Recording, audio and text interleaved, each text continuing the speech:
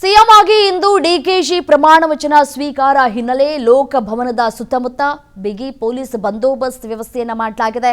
ಒಟ್ಟು 3,500 ಪೊಲೀಸರು ಬಂದೋಬಸ್ತ್ಗೆ ಅಂತ ಹೇಳಿ ನಿಯೋಜನೆಯಾಗಿದೆ. 2,200 ಪೊಲೀಸರು ಕಾನೂನು ಸುವ್ಯವಸ್ಥೆ ಭದ್ರತೆಗೆ ನಿಯೋಜನೆಯಾಗಿದೆ. 1,300 ಸಂಚಾರಿ ಪೊಲೀಸರು ಭದ್ರತೆಗೆ ನಿಯೋಜನೆಯಾಗಿದೆ. ನಗರದ ಎಲ್ಲ ಐಜಿ, ಡಿಐಜಿ, ಡಿಸಿಪಿಗಳು ಭದ್ರತೆಗೆ ನಿಯೋಜನೆ ಆಗಿದೆ. ನೋಡಿ, ಪ್ರಮಾಣ ವಚನ ಸ್ವೀಕಾರ ಮಾಡುವಂತಹ ಹಿನ್ನೆಲೆಯಲ್ಲಿ ಯಾವುದೇ ರೀತಿಯಾದಂತಹ ಅಹಿತಕರ ಘಟನೆಗಳು ನಡಿಬಾರದು ಅನ್ನುವಂತಹ ನಿಟ್ಟಿನಲ್ಲಿ ಬಿಗಿ ಪೊಲೀಸ್ ಬಂದೋಬಸ್ತನ್ನು ಮಾಡಿಕೊಳ್ಳಲಾಗಿದೆ. ಬೃಹತ್ ಸಂಖ್ಯೆಯಲ್ಲಿ ಅಭಿಮಾನಿಗಳು ಮತ್ತು ಗಣ್ಯರು ಆಗಮಿಸುವಂತಹ ಹಿನ್ನೆಲೆಯಲ್ಲಿ ಯಾವುದೇ ರೀತಿಯಾದಂತಹ ಸಮಸ್ಯೆಗಳಾಗಬಾರದು, ಅಹಿತಕರ ಘಟನೆಗಳು ನಡಿಬಾರದು ಮತ್ತು ಸುಗಮ ಸಂಚಾರಕ್ಕೆ ಅನುವು ಮಾಡಿಕೊಡೋದಕ್ಕೆ ಒಟ್ಟು 3,500 ಪೊಲೀಸರನ್ನು ಇಲ್ಲಿ ನಿಯೋಜನೆ ಮಾಡಲಾಗಿದೆ. 2,200 ಪೊಲೀಸರನ್ನು ಕಾರ್ಯಕ್ರಮದ ಸುತ್ತಮುತ್ತ ಅಂತ ಹೇಳಿ ಭದ್ರತೆಗೆ ನಿಯಂತ್ರಣ ಮಾಡೋದಕ್ಕೆ ಮತ್ತು ಶಾಂತಿ ಸುವ್ಯವಸ್ಥೆಯನ್ನು ಕಾಪಾಡೋದಕ್ಕೆ ನಿಯೋಜನೆಯನ್ನು ಇಲ್ಲಿ ಮಾಡಲಾಗಿದೆ. ಅದೇ ರೀತಿಯಾಗಿ ಈ ಸಂಚಾರಿ ಪೊಲೀಸರನ್ನ ಕೂಡ ಭದ್ರತೆಗೆ ನಿಯೋಜನೆ ಮಾಡಲಾಗಿದೆ. ಟ್ರಾಫಿಕ್ ಸಮಸ್ಯೆಗಳು ಉಂಟಾಗಬಾರದು ಅನ್ನುವಂತಹ ನಿಟ್ಟಿನಲ್ಲಿ 1,300 ಸಂಚಾರಿ ಪೊಲೀಸರನ್ನ ನಿಯೋಜನೆ ಮಾಡಲಾಗಿದೆ.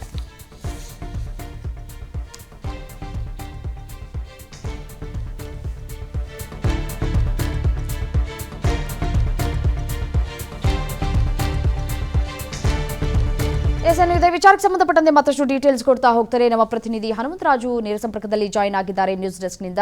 ಹನುಮಂತರಾಜು, ಡಿಕೆ ಶಿವಕುಮಾರ್ ಅವರ ಪಟ್ಟಾಭಿಷೇಕಕ್ಕೆ ಕೌಂಟ್ ಡೌನ್ ಶುರುವಾಗಿದೆ. ಯಾವ ರೀತಿಯಾದಂತಹ ಸಿದ್ಧತೆಗಳು ಈಗಾಗಲೇ ನಡೆದಿದೆ ಮತ್ತೆ ಬಿಗಿ ಭದ್ರತೆಗೆ ಅಂತ ಹೇಳಿ ಯಾವ ರೀತಿಯಾಗಿ ಒಂದಷ್ಟು ಪ್ಲಾನ್ಗಳನ್ನ ಮಾಡ್ಕೊಂಡಿದ್ದಾರೆ, ರೂಟ್ ಮ್ಯಾಪ್ ಯಾವ ರೀತಿಯಾಗಿ ಇದೆ ಅಂತ ಹೇಳಿ, ಎಲ್ಲೂ ಟ್ರಾಫಿಕ್ ಜಾಮ್ ಉಂಟಾಗದ ರೀತಿಯಾಗಿ ಹೇಗೆ ಸಿದ್ಧತೆಗಳಾಗಿದೆ?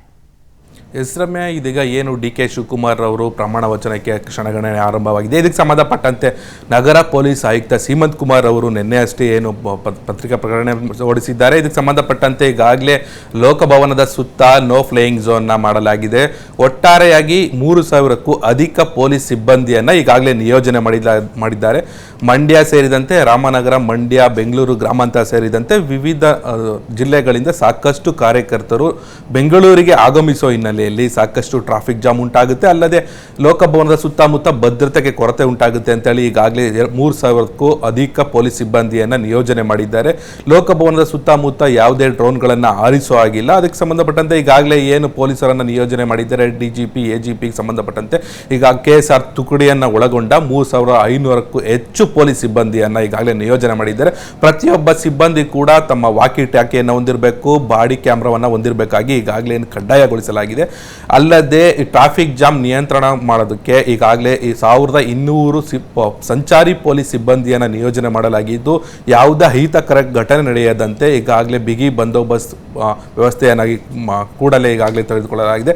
ಅಲ್ಲದೆ ಬೆಳಿಗ್ಗೆಯಿಂದಲೇ ವಿಧಾನಸೌಧ ಸೇರಿದಂತೆ ಲೋಕಭವನದಲ್ಲಿ ಮೆಟಲ್ ಡಿಟೆಕ್ಟರ್ ಅನ್ನು ಅಳವಡಿಸಲಾಗಿದೆ. ಬೆಳಿಗ್ಗೆಯಿಂದಲೇ ಬಾಂಬ್ ನಿಷ್ಕ್ರಿಯ ದಳದವರು ಈಗಾಗಲೇ ಏನು ತಮ್ಮ ಕಾರ್ಯವನ್ನು ಪರಿಶೀಲನೆಯನ್ನು ಮುಂದುವರಿಸುತ್ತಿದ್ದಾರೆ.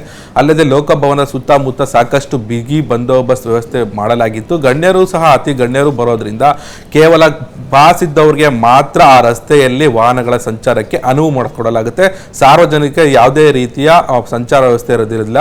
ಮಧ್ಯಾಹ್ನ 12 ಗಂಟೆಯಿಂದ ರಾತ್ರಿ 8 ಗಂಟೆವರೆಗೂ ಲೋಕಭವನದ ಸುತ್ತಮುತ್ತ ರಸ್ತೆಗಳಲ್ಲಿ ಯಾವುದೇ ಸಾರ್ವಜನಿಕ ವಾಹನಗಳನ್ನು ಓಡಾಡೋಗಿಲ್ಲ.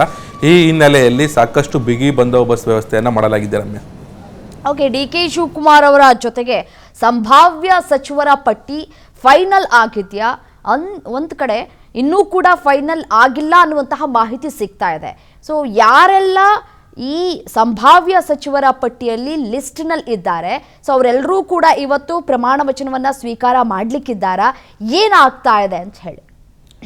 ರಮ್ಯಾ, ನಿನ್ನೆ ಅಷ್ಟೇ ದೆಹಲಿಯಲ್ಲಿ 2-3 ಸುತ್ತಿನ ಮಾತುಕತೆಗಳು ನಡೆದವು.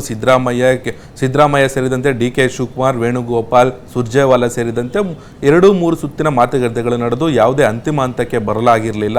ಕೇವಲ 10 ಜನ ಏನು ಸಚಿವರಾಗಿ ಪ್ರಮಾಣ ವಚನ ಸ್ವೀಕರಿಸಬೇಕಂತ ಹೇಳಿ ಫೈನಲ್ ಲಿಸ್ಟ್ ರೆಡಿಯಾಗಿತ್ತು. ಆದರೆ ಡಿಕೆ ಶಿವಕುಮಾರ್, ಸಿದ್ದರಾಮಯ್ಯ ಅವರು ಈಗ ಬೆಂಗಳೂರಿನ ಫ್ಲೈಟ್ ಹತ್ತಿದ ಮೇಲೂ ಹೈಕಮಾಂಡ್ ಮತ್ತೊಂದು ಸುತ್ತಿನ ಸಭೆ ನಡೆಸಿ ಇಲ್ಲಿನ ಶಾಸಕರ ಒತ್ತಡಕ್ಕೆ ಮಣಿದು ಮತ್ತೆ 3 ಸಹ ಮಂತ್ರಿ ಸಚಿವರಾಗಿ ಪ್ರಮಾಣ ವಚನ ಲಿಸ್ಟ್ನಲ್ಲಿ ಸೇರಿಸಿದ್ದಾರೆ ಅನ್ನೋ ವದಂತಿಗಳು ಸಹ ಕೇಳಿ ಬರ್ತಿದೆ. ಇದಕ್ಕೆ ಸಂಬಂಧಪಟ್ಟಂತೆ ಈಗಾಗಲೇ 10 ಮಂದಿಯಿಂದ 13 ಮಂದಿ ಪ್ರಮಾಣ ವಚನ ಸ್ವೀಕರಿಸಲಿದ್ದಾರೆ. ಇದಕ್ಕೆ ಸಂಬಂಧಪಟ್ಟಂತೆ ಈಗಾಗಲೇ doctor D Parameshwar, K J. George, Ramalinga Reddy, Muniyappa, Priyank Kharge, Eshwar Khandre, U T. Khader, Satish Jarkiholi ಸೇರಿದಂತೆ ಬೈರತಿ ಸುರೇಶ್ ಹಾಗೂ ಯತೀಂದ್ರ ಸಿದ್ದರಾಮಯ್ಯ ಅವರು ಬಹುತೇಕವಾಗಿ ಖಚಿತವಾಗಿದೆ ಸಚಿವ ಸ್ಥಾನ ಪಡೆಯೋದು.